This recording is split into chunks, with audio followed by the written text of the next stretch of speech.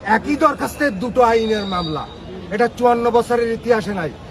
এক জননেত্রী শেখ হাসিনা, যিনি সাংবিধানিকভাবে নাও টিল প্রধানমন্ত্রী, তাকে শাস্তি দেওয়ার জন্য তারা একই দরখাস্তের দুটো মামলার গল্প ছেন্দেছে।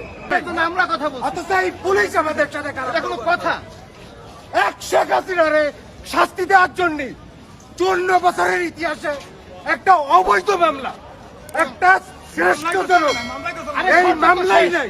না সরকার তো না বিষয়টা তো এই মামলাই নাই। এই মামলার যে ইনগ্রেডিয়েন্টস, সেই ইনগ্রেডিয়েন্টস অনুযায়ী এ মামলা হতেই পারে না। আয়ো কোন মামলায় আসামি অ্যারেস্ট করেছে? আরো তো আছে এই ফরেনসিক রিপোর্টে যে 244 জন পাওয়া গিয়েছে, তাদের শুধুমাত্র ইনগ্রেডিয়েন্টস হচ্ছে ভিডিও, অন্য কোনো আইপি লিঙ্ক, আইএমই, মেটাডাটা কোনো কিছু নাই। তাহলে আসামি তারা কিভাবে আসামি? আরো তো বিষয় আছে যে এই সরকার উৎখাতের জন্য সেই সরকার কি আছে? মামলাটা হয়েছে তত্ত্বাবধায়ক সরকারের বিপক্ষে। আজকে তত্ত্বাবধায়ক সরকার 18 মাস পর একটা নির্বাচন শেষ করে একটা নির্বাচিত সরকার, তাহলে তো ওই মামলার মূল মেরিটই শেষ হয়ে গেছে।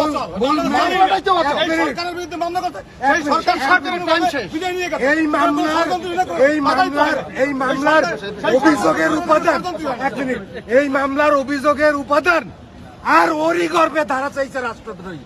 অভিযোগ হচ্ছে আপনার সাইবার ক্রাইম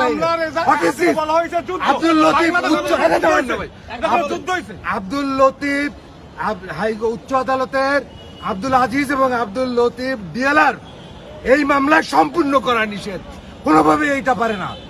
এবং বাদীর অপরাধ প্রমাণ করতে হবে। বাদী কি অপরাধ প্রমাণ করেছে? এখানে আসামির বাদীর অপরাধ প্রমাণ করতে হবে। আসামির বিরুদ্ধে যে অভিযোগ, সেটা বাদীর প্রমাণ করতে হবে। বাদী তো এই মামলার বাদীই নাই।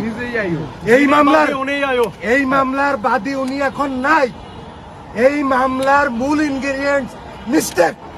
আরো তো একটা বিষয় এই মামলা আর্জিতে যে 121 যে রাষ্ট্রদ্রোহী মামলা, বাংলাদেশের বিরুদ্ধে যুদ্ধ ঘোষণা করতে হবে।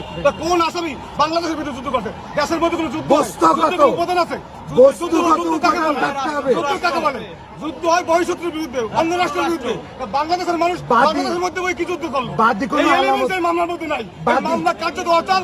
এই মামলাতে সরকারের বিরুদ্ধে বলা হয়েছে সেই সরকার সুষ্ঠুভাবে একটা নির্বাচন দিয়ে সেই সরকার বাদী কোনো আলামত উদ্ধার করে না। কার্যত অচল, এই মামলা চলে না। বাদী একটা যুদ্ধ বলতে গেলে যুদ্ধ বলতে গেলে বস্তুগত উপাদান লাগে। এই 121 ক 124 হচ্ছে সশরীরে যুদ্ধ করা লাগবে। কোন ঊর্ধ্বতন কর্মকর্তা প্রেসিডেন্টকে গায়ে হাত দিতে হবে, টাচ করতে হবে। বাদী এই মামলায় কোনো ইনগ্রেডিয়েন্টস, আলামত উদ্ধার করে নাই। তাহলে কিভাবে এটা প্রমাণ হইল? অপরদিকে যান আপনি, এই একই দরখাস্তের দুটো আইনের মামলা। এটা 54 বছরের ইতিহাসে নাই। এক জননেত্রী শেখ হাসিনা, যিনি সাংবিধানিকভাবে নাও টিল প্রধানমন্ত্রী, তাকে শাস্তি দেওয়ার জন্য তারা একই দরখাস্তের দুটো মামলার গল্প ছেন্দেছে।